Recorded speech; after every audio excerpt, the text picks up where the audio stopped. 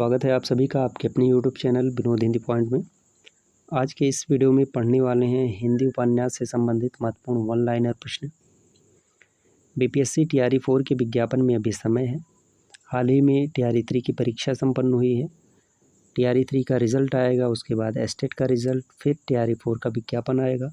आप लोगों का सबसे ज़्यादा कमेंट आता है टीआरई 4 के सिलेबस को लेकर के। टीजीटी पीजीटी का सिलेबस क्या रहने वाला है, सिलेबस के अनुसार तैयारी करवाइए, सिलेबस पर वीडियो बनाइए। तो जब तक टीआरई 4 का विज्ञापन आ नहीं जाता, सिलेबस के बारे में वीडियो बनाना या सिलेबस के बारे में कुछ कहना ठीक नहीं होगा। तो आप विज्ञापन का इंतज़ार कीजिए।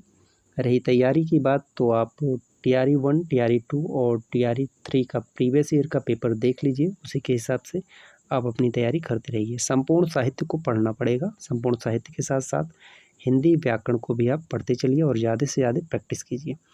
तो चलिए शुरू करते हैं आज का ये वीडियो। आज का वीडियो उपन्यास से संबंधित है और वीडियो से संबंधित आपका कोई सुझाव हो तो आप कमेंट करके ज़रूर बताइएगा। अप्सरा, अलका, प्रभावती और निरुपमा किसके उपन्यास हैं? सूर्यकांत त्रिपाठी, निराला। इसके अलावा इनके अन्य उपन्यास हैं काले कारनामे, कुल्ली भाट, चोटी की पकड़, इनका अधूरा उपन्यास है। तो सभी उपन्यास महत्वपूर्ण हैं। अप्सरा, अलका, प्रभावती, निरुपमा, काले कारनामे, चोटी की पकड़, कुल्ली भाट, सभी प्रश्न बहुत ही महत्वपूर्ण हैं। प्रश्नों को आप ध्यान से देखिएगा। जैनेन्द्र इलाचंद जोशी, अज्ञेय, डॉक्टर देवराज, ये चारों मनोविश्लेषणवादी उपन्यासकार के रूप में जाने जाते हैं। इनसे संबंधित प्रश्न पूछा जाता है। कौन सा मनोविश्लेषणवादी उपन्यासकार है? तो इसमें मनोविश्लेषणवादी उपन्यासकार की प्रवर्तक की बात की जाए तो जैनेन्द्र हैं। ठीक है, मनोविश्लेषणवादी प्रवर्तक जैनेन्द्र को माना जाता है। साथ ही साथ इलाचंद जोशी, अज्ञेय, डॉक्टर देवराज भी मनोविश्लेषणवादी उपन्यासकार हैं।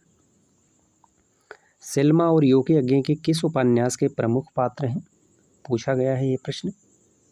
सेल्मा और योके ये अपने अपने अजनबी उपन्यास के पात्र हैं।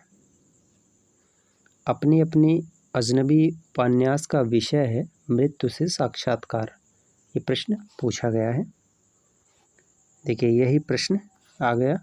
मृत्यु से साक्षात्कार अज्ञेय के किस उपन्यास का विषय है? अपने अपने अजनबी। इस प्रश्न को आप अच्छे से याद कर लीजिएगा, बहुत ही महत्वपूर्ण ये प्रश्न है। अपने अपने अजनबी उपन्यास का विषय है मृत्यु से साक्षात्कार। अज्ञेय का कौन सा उपन्यास फ्लैशबैक शैली में लिखा गया? फ्लैशबैक शैली में लिखा गया है शेखर एक जीवनी। फ्लैशबैक शैली को हिंदी में पूर्व दीप्ति भी कहा जाता है। ठीक है, फ्लैशबैक शैली में लिखा गया इनका उपन्यास है शेखर एक जीवनी। भुवन, रेखा, चंद्रमाधव और गौरा अज्ञेय के किस उपन्यास के प्रमुख पात्र हैं? नदी के दीप। भुवन, यह पात्र जो है कई बार पूछा गया है। लगान मूवी अगर आप देखे होंगे तो भुवन की क्या भूमिका होती है लगान मूवी में, आमिर खान की ये मूवी है। नहीं देखे हैं तो एक बार देख लीजिएगा, बहुत अच्छी मूवी है। यह लगान वाले मूवी का भुवन नहीं है, यह तो अज्ञेय जी के उपन्यास का भुवन है।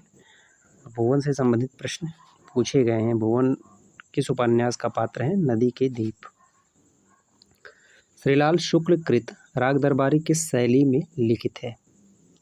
राग दरबारी पर इन्हें जो है साहित्य अकादमी पुरस्कार प्राप्त हुआ है श्रीलाल शुक्ल को 1969 ईस्वी में, और यह 1968 में लिखा गया है। 1968 में लिखा गया है, 69 में इस उपन्यास पर इन्हें पुरस्कार प्राप्त हुआ। और इसकी जो शैली है रिपोर्ताज शैली है। अगला प्रश्न है, प्रेम को कामेक्षा के अतिरिक्त और कुछ नहीं कौन सा उपन्यासकार नहीं मानता? प्रेम को कामेक्षा के अतिरिक्त और कुछ नहीं कौन सा उपन्यासकार नहीं मानता? उत्तर हो जाएगा यशपाल। नटों की जिंदगी को उजागर करने वाला रांगे राघव का आंचलिक उपन्यास कौन सा है? पूछा जाता है ये प्रश्न। रांगे राघव के किस उपन्यास में नटों की जिंदगी को उजागर करने का वर्णन किया गया है? कब तक पुकारूं। हिंदी में ऐतिहासिक उपन्यास परंपरा के जन्मदाता कौन है? ऐतिहासिक उपन्यास परंपरा के जन्मदाता का नाम है किशोरी लाल गोस्वामी। पत्रात्मक शैली में लिखा गया हिंदी का पहला उपन्यास कौन सा है? महत्वपूर्ण है, नोट कर लीजिए। चंद हसीनों के खतूत। पत्रात्मक शैली में लिखा गया हिंदी का पहला उपन्यास पांडे बेचन शर्मा उक्र का ये उपन्यास है, चंद हसीनों के खतूत। राही मासूम रजा कृत उपन्यास आधा गांव में गाजीपुर जिले के किस गांव के मुसलमानों की कथा है? रजा कृत उपन्यास आधा गांव गाजीपुर जिले के किस गांव के मुसलमानों की कथा का वर्णन किया गया है? गंगौली गांव।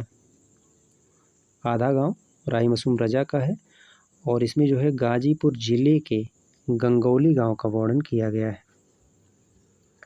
नागार्जुन कृत किस उपन्यास में एक वृक्ष को उपन्यास का नायक बनाया गया है? एक वृक्ष को उपन्यास का नायक बनाया गया है बाबा बटेश्वर नाथ। ये प्रश्न पूछा गया है। नागार्जुन के किस उपन्यास में एक वृक्ष को उपन्यास का नायक बनाया गया है? बाबा बटेश्वर नाथ। हिंदी के किस उपन्यासकार को मध्य वर्ग का प्रसिद्ध चितेरा कहते हैं? वर्तनी में देखिए, लिखते समय वर्तनी में थोड़ी अशुद्धि है। किस उपन्यासकार को मध्य वर्ग का प्रसिद्ध चितेरा कहते हैं? उपेंद्र नाथ अस्क को।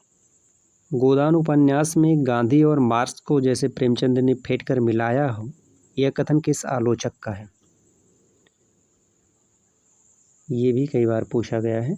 रामस्वरूप चतुर्वेदी का ये कथन है, गांधी और मार्क्स को जैसे प्रेमचंद ने फेंट कर मिलाया हो।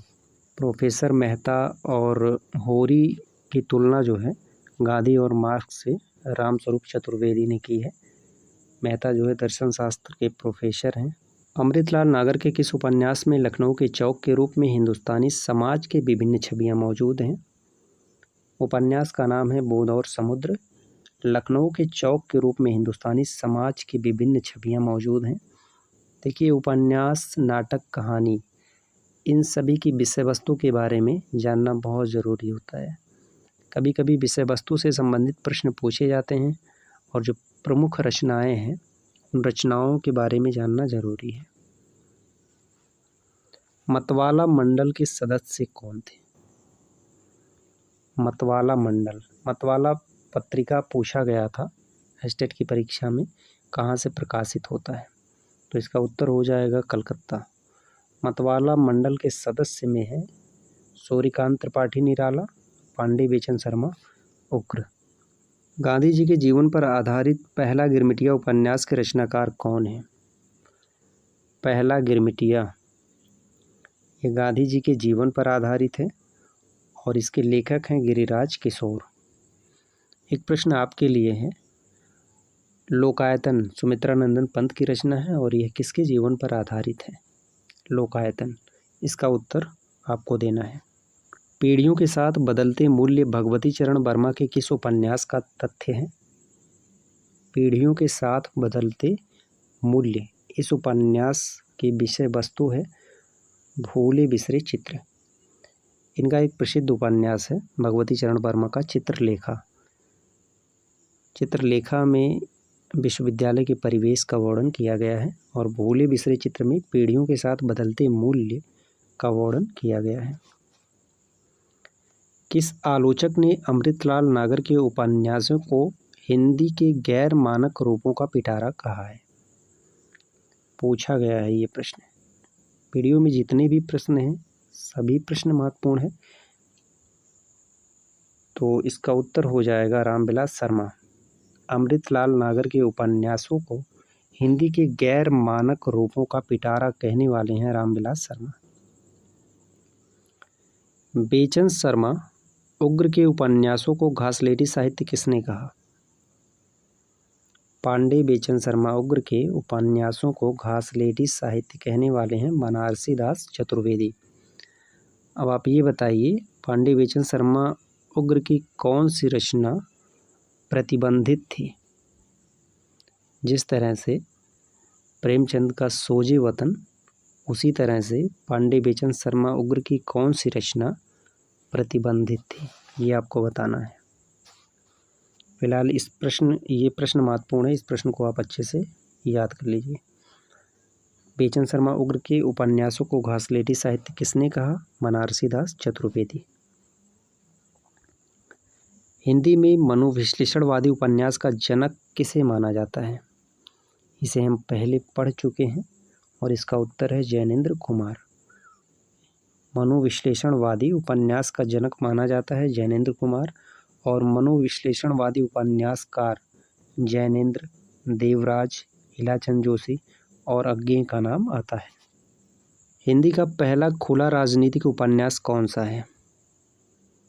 हिंदी का पहला खुला राजनीतिक उपन्यास है जीने के लिए, और इसके लेखक हैं राहुल सांकृत्यायन।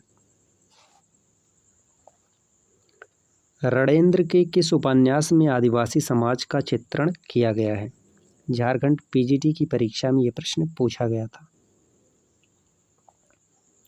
आदिवासी समाज का चित्रण किया गया है ग्लोबल गांव का देवता। ग्लोबल गांव का देवता लेखक हैं रणेंद्र, और इसमें जो चित्रण है आदिवासी समाज का है। किस उपन्यासकार ने अपने उपन्यासों को गप बाइस्कोप कहा है? गप बाइस्कोप मनोहर श्याम जोशी, इन्होंने अपने उपन्यासों को गप बाइस्कोप कहा है। भगवती चरण वर्मा के उपन्यास टेढ़े मेढ़े रास्ते का रचनात्मक उत्तर सीधा साधा रास्ता उपन्यास लिखकर किसने दिया? सही उत्तर रांगे राघव। टेढ़े मेढ़े रास्ते ये भगवती चरण वर्मा का उपन्यास है, और इसके उत्तर में सीधा साधा रास्ता किसने लिखा? सीधा साधा रास्ता उपन्यास है रांगे राघव। टेढ़े मेढ़े रास्ते के रचनात्मक उत्तर में रांगे राघव ने सीधा साधा रास्ता उपन्यास की रचना की। किस उपन्यासकार ने बुंदेलखंड की ऐतिहासिक सामाजिक पृष्ठभूमि को आधार बनाकर उपन्यास लिखा? वृंदावनलाल वर्मा। इनका एक प्रसिद्ध उपन्यास है मृगनयनी। कवि अज्ञेय के जीवन पर केंद्रित छत पर अपर्णा उपन्यास की लेखिका कौन है? छत पर अपर्णा उपन्यास की लेखिका हैं इला डालमिया, और यह अज्ञेय के जीवन पर आधारित है, महत्वपूर्ण है।